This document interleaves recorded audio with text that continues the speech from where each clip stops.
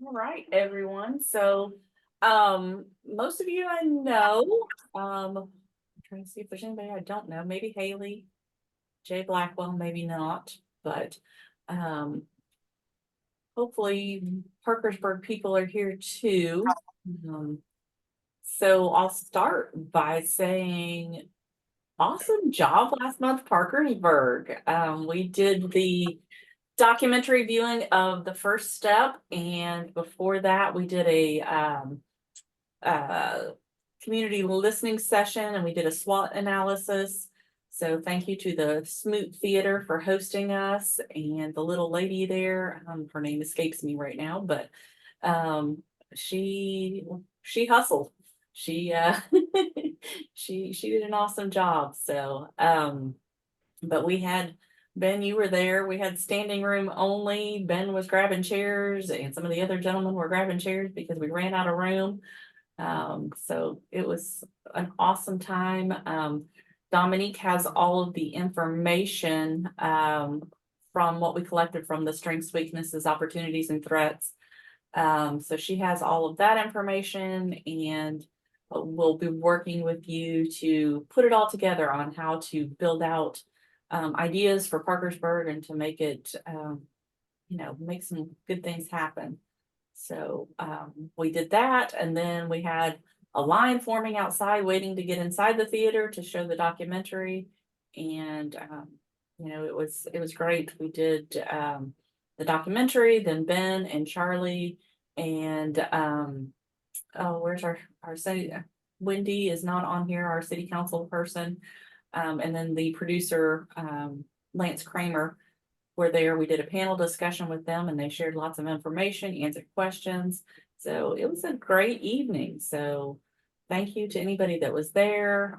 Ben, again, thank you for participating and sharing your story. And thank you to the recovery homes for bringing out so many people. I mean, that was awesome to see the Smoot Theater with so many people in them. So that's all I can say about that. I mean, was anybody there besides Ben, or anybody want to share any information about?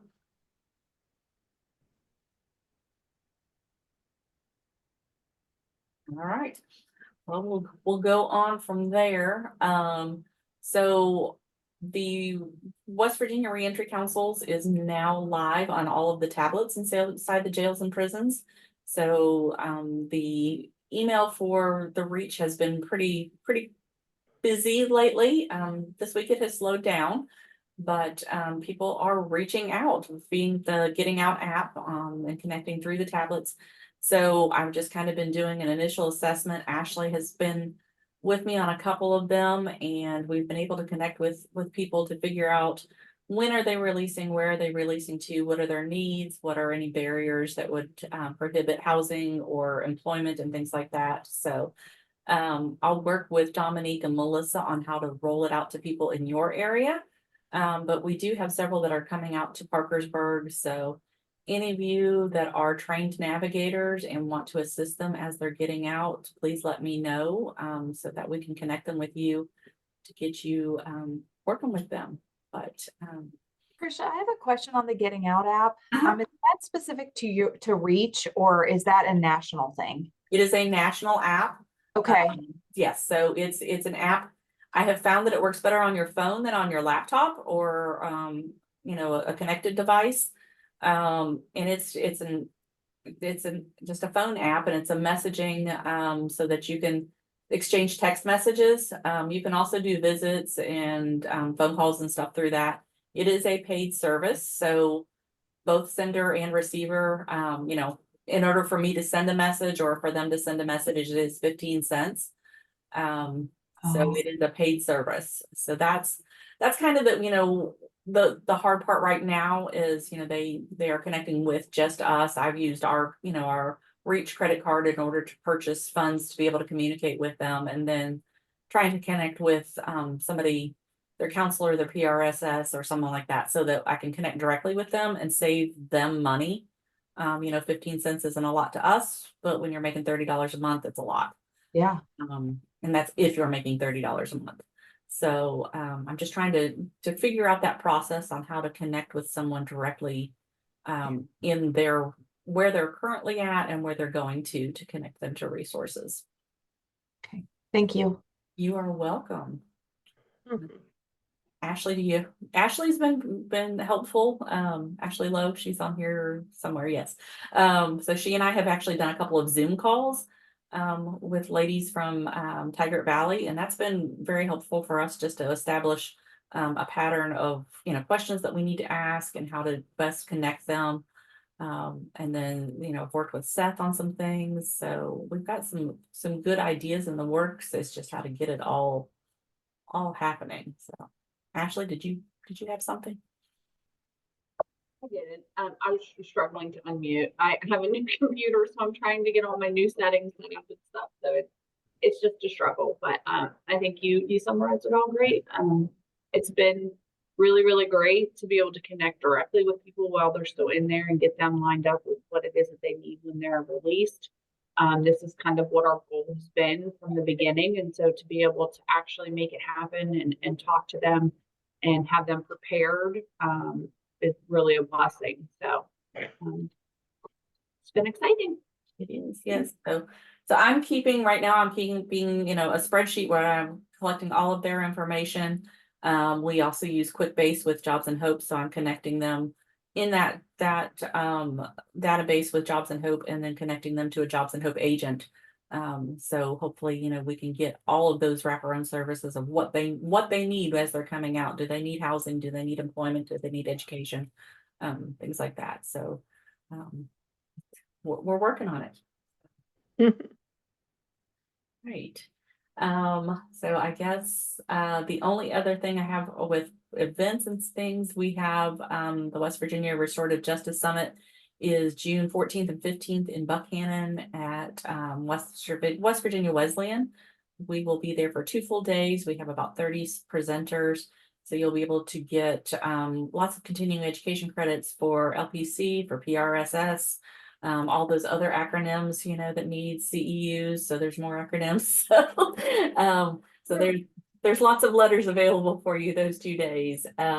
Early bird registration does end this week. So if you are interested, register this week. I'll drop it here in the chat in just a few minutes, but after that, then the price will go up. But it'll be an exciting 2 days. We've got, lots of different sessions and lots of good information. So that's all I've got, except for to introduce the Reach's newest employee, Terry Castle, joined us last Monday. And so she is now working, and eventually she will work to take over the Reentry Council. She'll do the work that Jeremiah and Caitlin did that I've kind of stepped into. So once I get her trained and once she feels confident and comfortable, I will turn the reins back over to her. But Terry, if you want to introduce yourself. Hi, I've met most of you, but my name is Terry Castle, and I have a lot of lived experience within the correctional center system.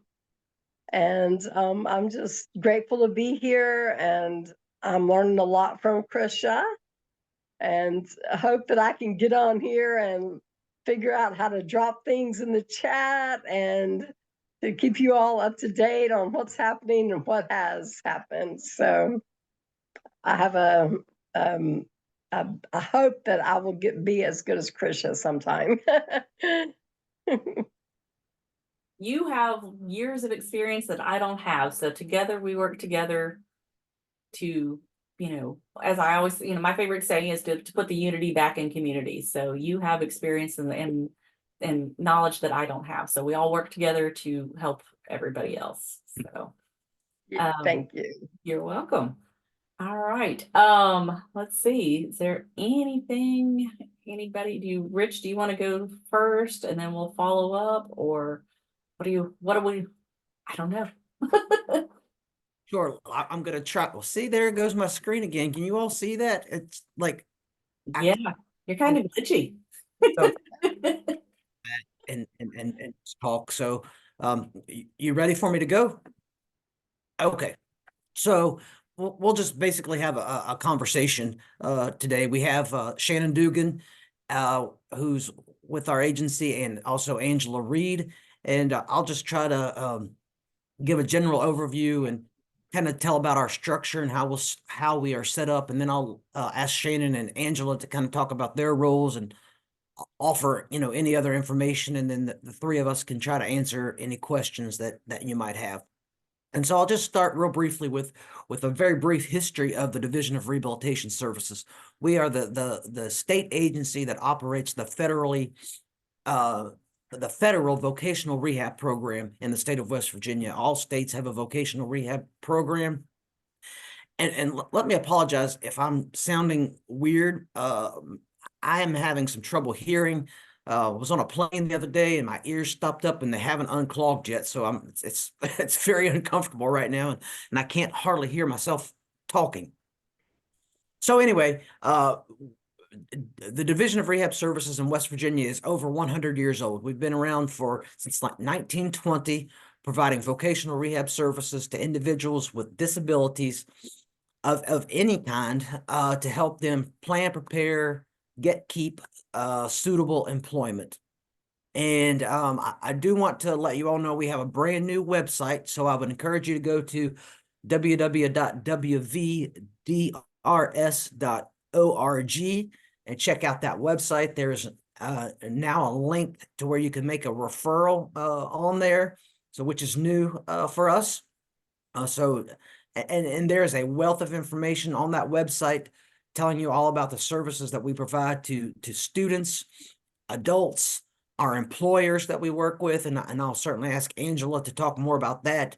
And you can find all of our local contact information, all of our offices across the state. We have approximately 31 offices, I believe. Our local office for you is in Parkersburg, and Shannon is the manager. She is the district manager for our Wheeling district, which includes the Parkersburg office. So she would be a good point of contact there locally. Again, the Division of Rehab Services, we provide vocational rehab services to individuals with disabilities, like I said, of any kind, to help them get and keep suitable employment. And when we say disability, I just want you to think very broadly. It can be a very mild disability to very significant disabilities. What we look at is not so much what the disability is, but what functional limitations does the individual have when it comes to getting and keeping a job and performing daily activities. But our services are very broad. We provide anything from basic independent living skills or life skills training, work adjustment trainings, all the way up to college education training. And anything in between. We provide assistive technology, vocational evaluations, psychological evaluations, all of these things to help individuals, again, plan and prepare for employment.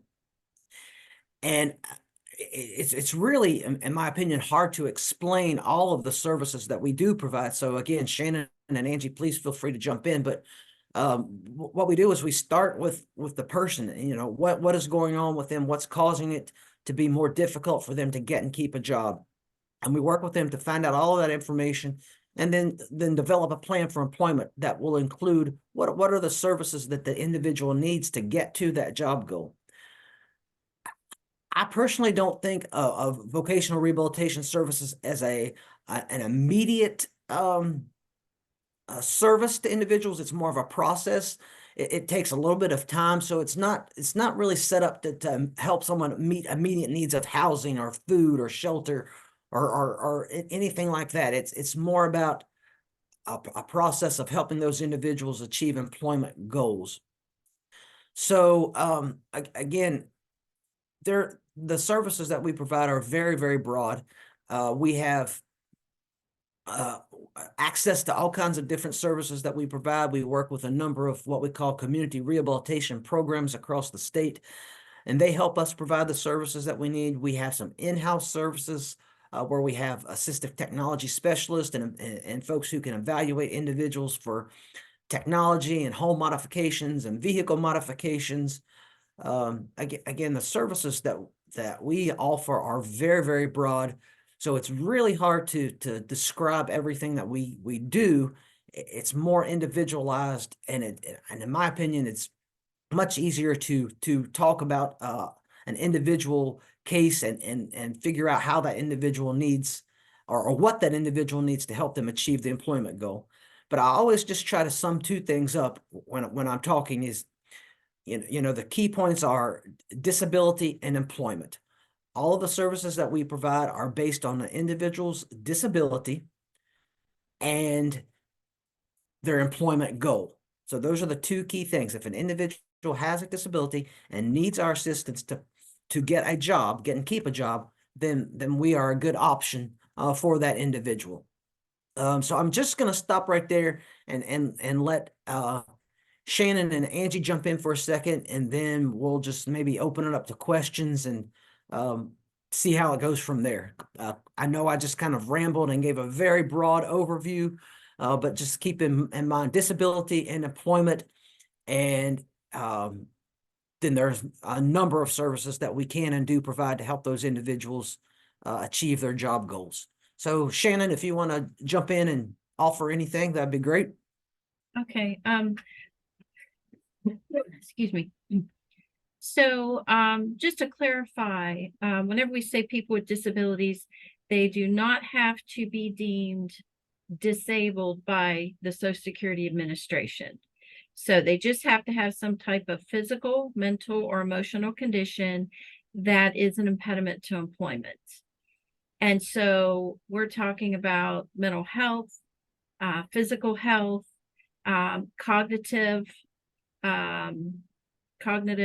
disabilities, whether it's a traumatic brain injury or if it is intellectual disability. It can be just so many different types, of conditions.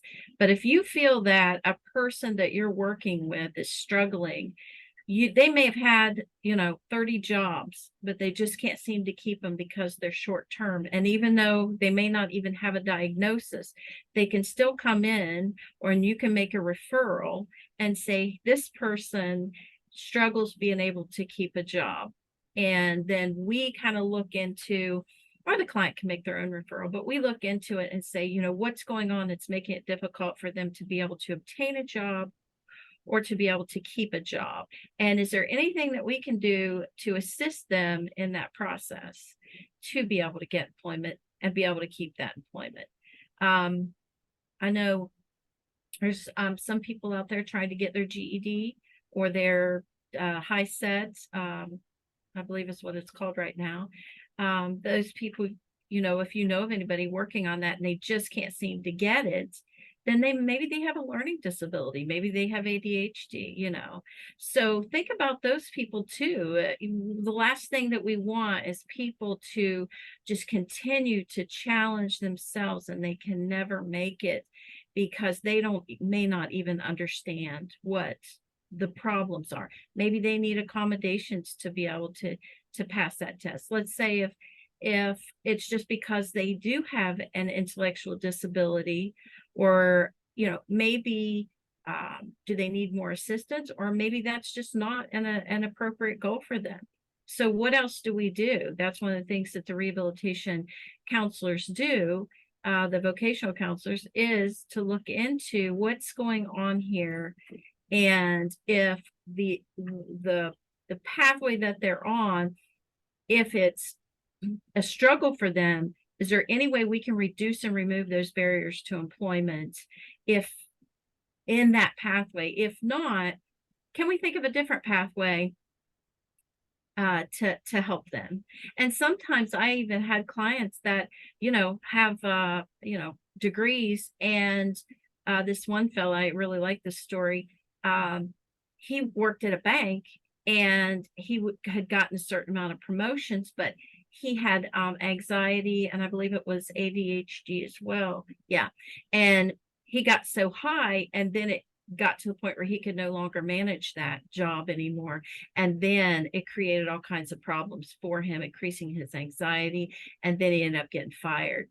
He comes to us, and then we just, some of the simplest things sometimes, which is to say, let's start over. Let's get you a job where you feel that you can manage right now. maybe even in the same kind of work. It could be a different vocational goal. It could be the same vocational goal. So we placed him back into a job in a bank, but at a level of responsibility that he felt like he could handle. And then from there, just kind of coached him on how to work through these problems and when to stop when you know that you're being challenged just enough to be successful. So just having those kind of conversations. So and we do work with you know, all kinds of partners. We get referrals and we make referrals out to you all as well. I know Kurt at WVUP, he gives us referrals, and David Mitchell, whenever he worked for Goodwill, we worked with him.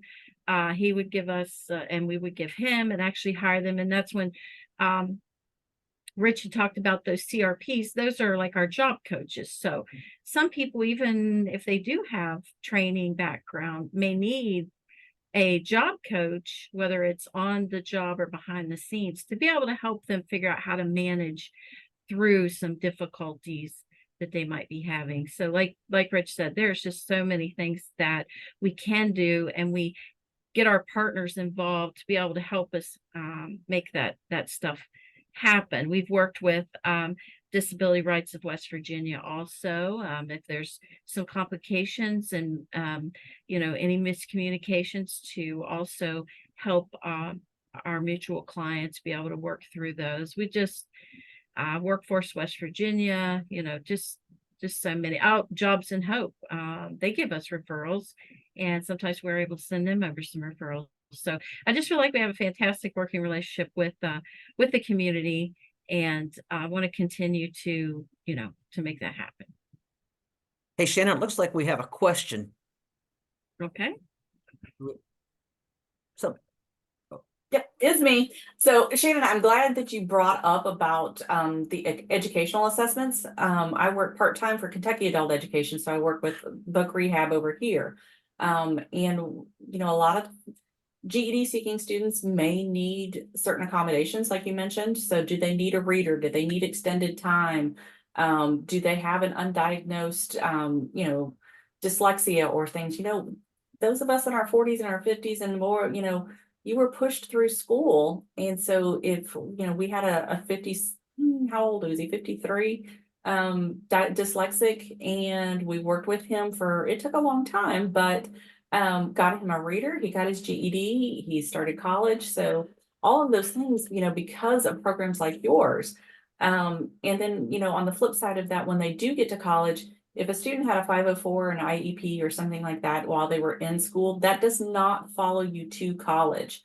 So you have to self-advocate and say, I am working with vocational rehab or something like that, and have documentation to prove, and I hate to say prove because that's, you know, but to show that you do need accommodations to test by yourself, you need an extended time, whatever it is. So working with services like yours, you know, people do have to self-advocate, and but it's in the long run, it's beneficial for them because they're going to be able to get the education and the employment that's best suited for them. So thanks for mentioning that part.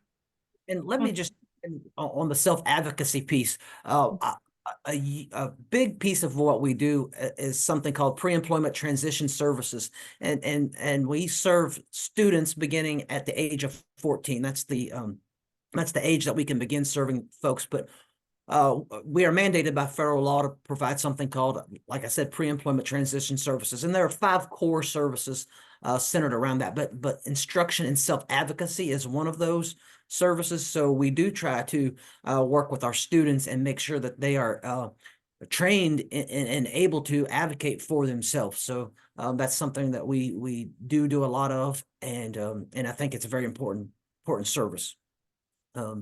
So and those other ones, and Shannon and Angie might have to help me, but the other 4 are counseling on post-secondary education opportunities. You know, we work with students to counsel them on what's out there for them. What are their choices in terms of education? Job exploration. We help students go out and explore different jobs, and we can also help adults do the same thing. If someone doesn't have a good idea of what their skills are, we can set up on things like community-based assessments where we work with various employers to get them, to let them try out different jobs. Other services that we provide are on-the-job trainings. We've worked recently a lot with peer recovery support specialists and providing on-the-job trainings. There are a lot of those individuals who want to become peer support specialists, but they were struggling to get those 500 hours that are required of the clinical experience because a lot of agencies that they go to work for couldn't afford to pay them while they weren't able to generate income for the company. So we worked really closely with the Bureau for Behavioral Health and us and different employers in order to provide that on-the-job training. So we, as an agency, and Angela could talk more about this than I can, but we are able to provide funding to do an on-the-job training for those individuals to get those 500 hours of required training. So that's been a real successful project that we've worked on recently. I think we've actually doubled the number of on-the-job trainings that we've done just through that particular program. So that's been helpful. So yeah, the services that we provide are very consumer driven. It's all about our consumers, but employers are also one of our consumers, are our customers. So I'll ask Angela to speak to all the services that we can provide to different employers out there to help our consumers get and keep jobs. If you don't mind, Angela. Can I just interrupt for 1 second? I'm so sorry. Did we mention that we could work with any age, 14 up to any age? Just want to make that clear. So adults, we've even have people in their 60s and 70s coming here that need to return to work or want to return to work. So just wanted to let you know we have any age. Yeah. Welcome to send them to us. There's no age limit as long as you're wanting to work, and it doesn't have to be full-time employment. It can be part-time employment. And as Shannon mentioned, you don't have to have be determined eligible or disabled by the Social Security Administration, but you could also be receiving Social Security disability benefits and want to work as well. You can do both. There are some challenges with that, and you have to be careful with that, but it is possible to do, and so we can help with that as well. So it can be part-time, full-time, supported employment. It doesn't matter, as long as employment is the goal, and of course you have some type of a disability. Yeah, Thank you. like even something simple. If somebody comes in, they've done carpentry work all their life or laid down carpet all their life, and they come in and say, I just can't do it anymore. Well, what's the problem? Well, my knee hurts all the time. All right, let's get that checked out and see if that is a permanent condition that's going to continue to limit you. So sorry, Angie, go ahead. Oh, no, that's okay. I'm glad Rich brought up the PRSS. I had that up on my screen. I was going to bring that up. That has been a very successful program so far. I don't think we've had anyone in our area yet, but I'm hoping that that does start happening around here. Hey, But we can pay 100% up to 500 hours, and it's 500 hours that they need to get their certification. Go ahead, Rich.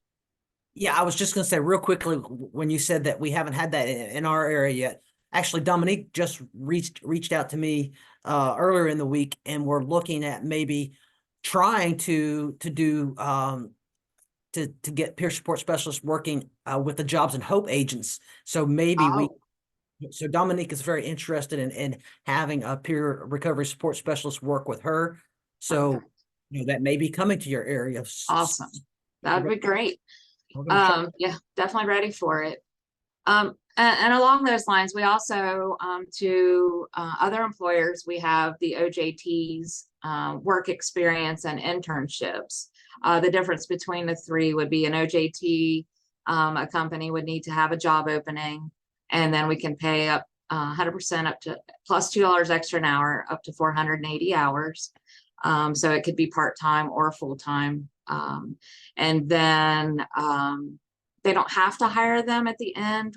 That's the ultimate goal, obviously, but if they're not working out, we would never make an employer keep them on. A work experience would be if a company doesn't have a current job opening, but they're willing to teach somebody and give them work experience to put on a resume, we would pay that would pay the same as the OJT. And the internship that we have, they would have to be in secondary education and it would have to go along with their goal. And we could pay the same up to 480 hours, 100%. So we have those programs for employers. I also wanted to tell you the state parks have reached out to us this week. We had a meeting with them on Monday, and they're desperate for employees, all of the state parks across the state. And they are willing to work with somebody with a criminal background. It just can't be a violent crime or crimes against children. But some of their openings are just through their busy season, but they said a handful of them will turn into full-time all year round. So that's something to keep in mind for anyone that's re-entering. Oh goodness, what else? I think that's about it, unless you can think of something, Rich. No, but one of the frequently asked questions that we get is there a cost for services? And the answer to that is no, there's no charge for vocational rehab services. We do, and Shannon, you'll have to correct me if I'm wrong, because sometimes things change so often that I can't keep up, but we do traditionally do something called an economic needs survey, and sometimes consumers who have enough resources might be expected to contribute some to the cost of their services, but generally speaking, you know, these are free services at no cost to anyone. Oh, I did Yeah. forget one thing, Rich, if I can interrupt for just a second. But We also have a few certified windmills trainers, and that's a training that discusses diversity. So I know a lot of agencies have to have that piece every year, some kind of diversity training. So we do have a few certified windmills trainers. I am one of them. We can do it for any employer or any agency. It's also free of charge. So if you want to reach out to me, if you're interested in that, I'd be happy to help you. So as far as the economic needs survey that we do, the only time a person would, you're always eligible based on the criteria of having some type of physical, mental, or emotional condition that is impediment to employment, and that you would benefit from our services and that you want to work. And this includes even people who are currently employed, if they just need some assistance to be able to continue to do their job. We had a fellow once that we were working with, and he was a partner with another agency, and he could not hear very well, and he needed some special devices to be able to hear whenever he's talking on the phone. So he applied for our services because it was creating problems in his work environment for other employees. So, so you can be eligible, but there was a time, and may come again, let's say if whatever, we do an economic needs survey and it says that this person has a surplus of $100 and they need hearing aids or glasses, then we would have to say, okay, you have to pay the first $100 and then we'll pay the rest. However, now our director had gone out and got some reallocated funds that other vocational rehabilitation states was not able to use, and so it got redistributed to us. So at this point, the funding doesn't count. How much personal finances, which personal finances doesn't count. So we can go ahead and provide services at no cost, and we do utilize any third-party services, such as third-party funding, such as if they have Medicaid, Medicare, the personal insurance, or maybe other agencies funding certain things. Again, that partnering again, but at no cost to the client that we're working with at this point. And I see that that's probably going to last for a while. So thanks, hope Shannon. that helps. Yes. When you mentioned hearing aids, it did trigger me to talk about our specialty program. So we do have some specialty counselors who focus solely on individuals who are deaf and hard of hearing, or blind or visually impaired, because those are very unique cases. So we do have specially trained counselors to address those issues, and there's a plethora of services out there for individuals all of the assistive technology, and not just for individuals who are blind or hearing impaired, but all individuals really. If there's an assistive technology out there that can help someone with a learning disability or a physical disability, then we take a look at that and can typically find some piece of equipment that we could purchase to help that individual achieve their job goal through the use of assistive technology. So yeah, that's probably one of our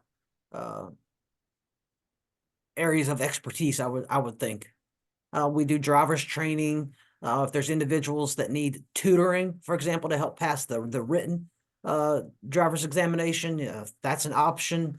And again, Shannon and Angie, you guys work in the field every single day, so correct me if I'm wrong, if I say anything wrong. Things change from day to day sometimes, and I don't always know. So I think this is a good time to pause and ask if there are any questions. We've touched on a lot of things, and it really is truly a large program and very hard to describe everything that we can and do. I just try to keep it simple and say, if there's an issue or a problem that someone with a disability or a condition is having, and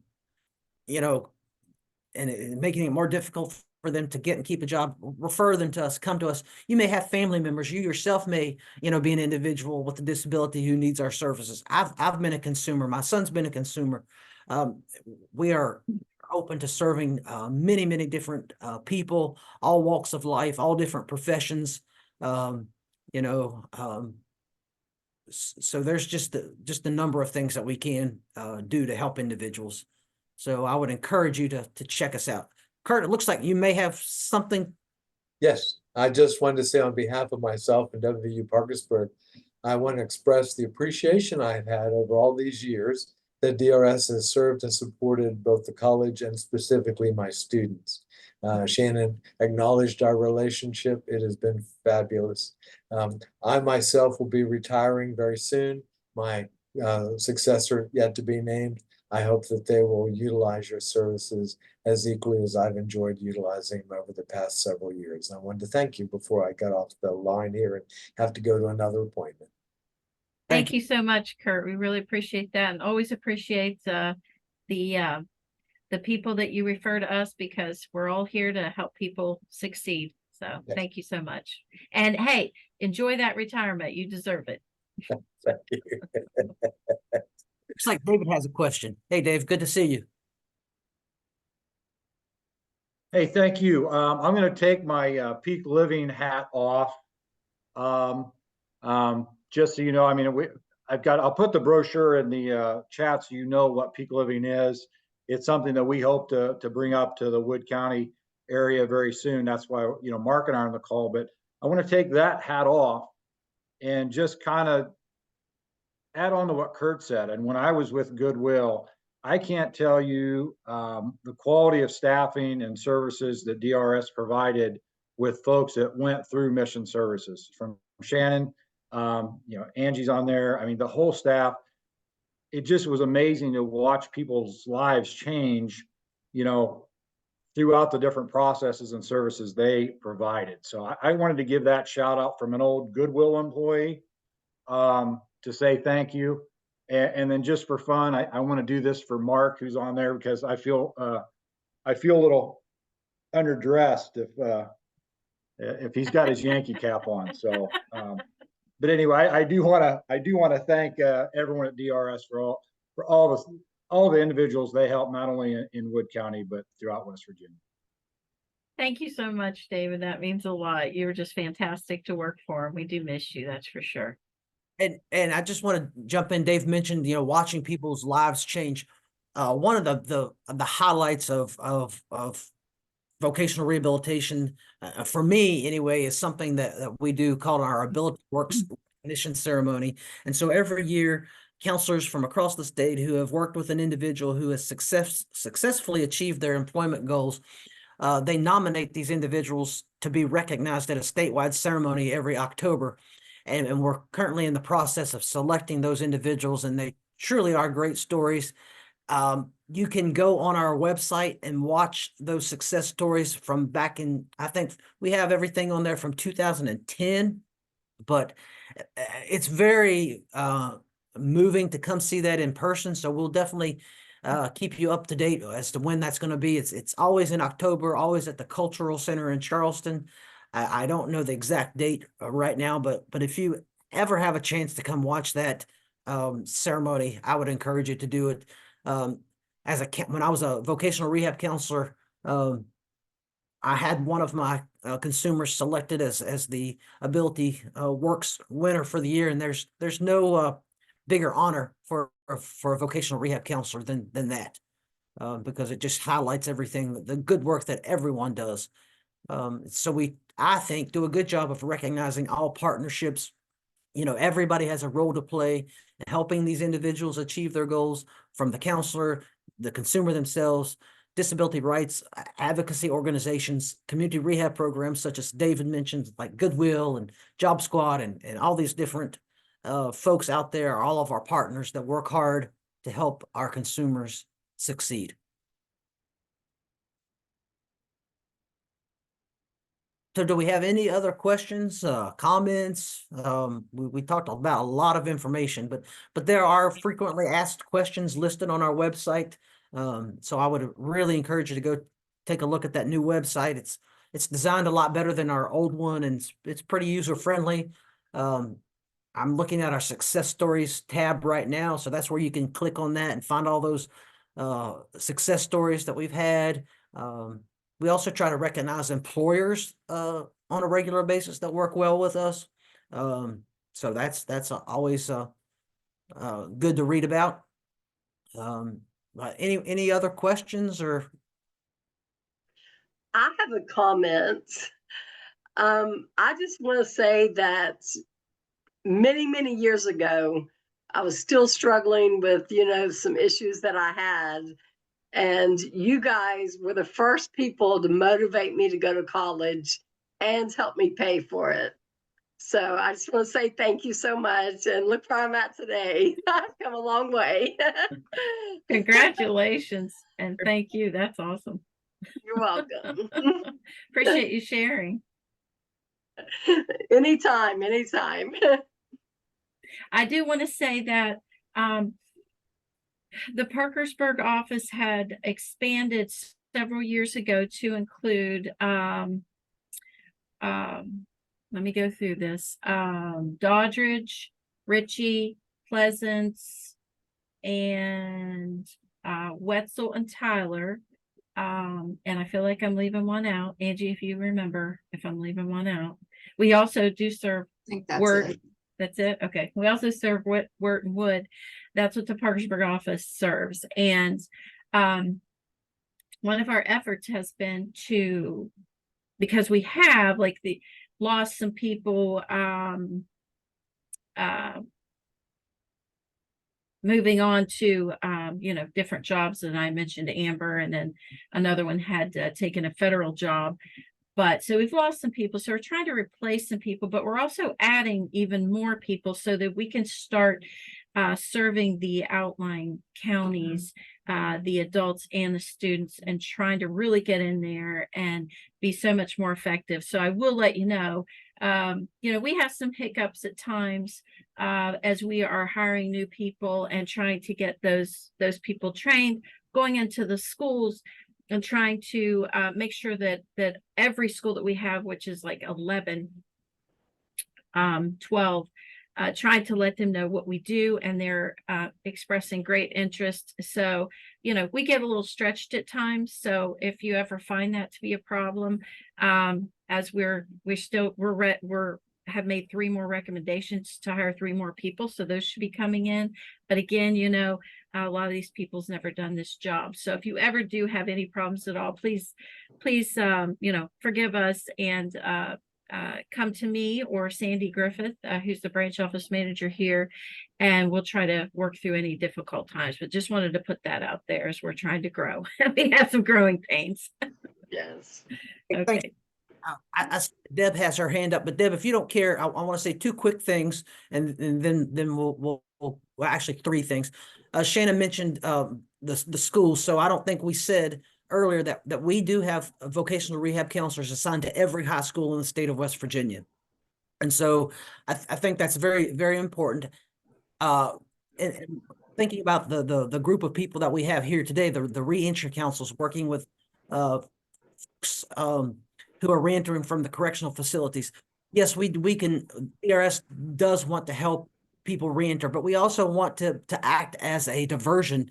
We want to help people from being incarcerated in the first place. And I truly believe that if we can start working with a student at a young age, help them get on the right career path, that will prevent them in some cases from entering the school to prison pipeline.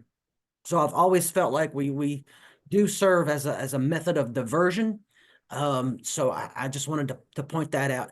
And Deb, before you go, you mentioned in the chat how great Shannon was to work with, and I won't argue with that with you on that. She is great, but I was so impressed with your working with that case that you mentioned. You have done a really great job, and you just I can't express how thankful I am to you for the work you did. That's what it takes. We need people to take charge and connect all of the pieces. So you did a wonderful job, and I'm grateful for that. So thank you. Well, thank you. Yeah, that was a really good success. I think we could all be proud of that, and I hope that she's doing well. And actually, you touched on the thing that I wanted to mention was the prevention piece of work, and how work brings so much more than a paycheck. It brings connection, brings that feeling of accomplishment, and how much of a game changer that can be for young people exiting high school, in terms of prevention and setting them on a trajectory for success, and their whole family on a just a better path in life.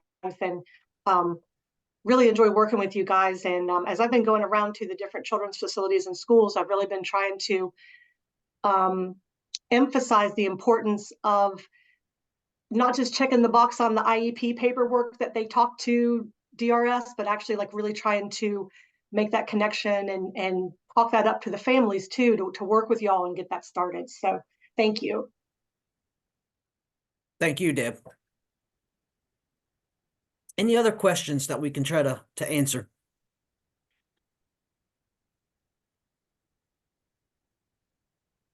I have to jump off here, but if anybody needs to reach out to me for any employer services or diversity training, feel free to email me. My information's in the chat.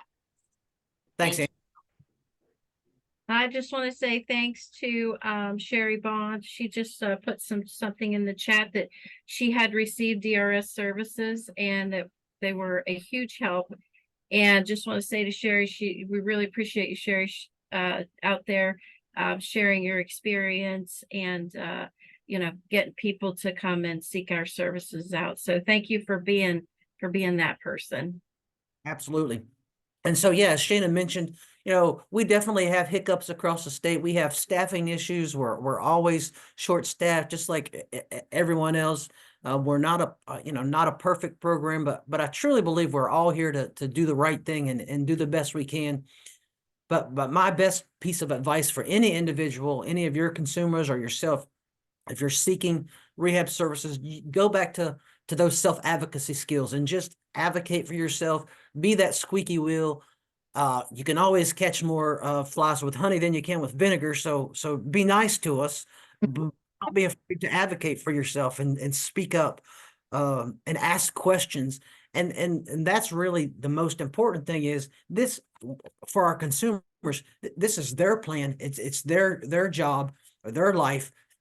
They also have to take responsibility. So we can't do it all. So encourage anyone that you refer to us to make sure that they're willing to put in the work that it takes to do this, because it's not easy for anyone, and they have to be willing and want to succeed. So definitely it's their responsibility as well. Thank you, Rich and Shannon and Angela. That is the biggest thing, that people just don't know what they don't know. They don't know what's available out there. And so sharing information like this and saying, hey, did you know these services are available to you? And most of the times they don't. And then they're like, oh, what's it cost? Well, it doesn't cost you anything but your time and your effort and your energy. So, you know, just knowing that these are available out there. So, thank you for sharing all of your information and for helping everyone in the community. Thank you. You. You're welcome. So does anyone have anything else, any events, anything that they want to share?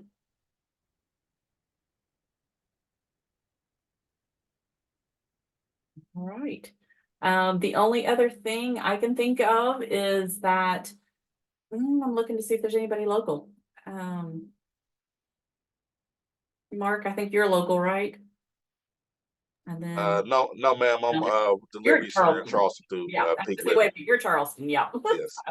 All right, but if there's anybody local on here, or if you speak with anybody local, you know, they are losing their space there at the college, so they will no longer be able to hold their in-person classes there at the college. So Melissa has sent out a survey to ask anybody local to put in their input on where another location for meetings would be. You know, for those of us virtually, it doesn't affect us, but anybody locally, you know, if you want to attend in person, please respond to Melissa's survey so that they know of a new house to meet. But I know they are very appreciative of the university services over the years, and they had been with them, I think, since they started 8 years ago. So it's sad to see the university close and to lose that community partnership. So I don't know how many seats they're looking for, but I know the Goodwill Prosperity Center on the south side, they have a conference room that is open to the community. okay. So they can always follow that lead as well. Okay, I will mention that to Dominique and Melissa. So I think they might have some space in their facility also, but I will mention that too. So. All right, well, if no one has anything else, I will let you go. And just again, as a, you know, thank you for all you do and thank you for all that you are, and have an amazing weekend. We'll see you next month. Thank you. All right, thank you. Thank you. Thank you. All right.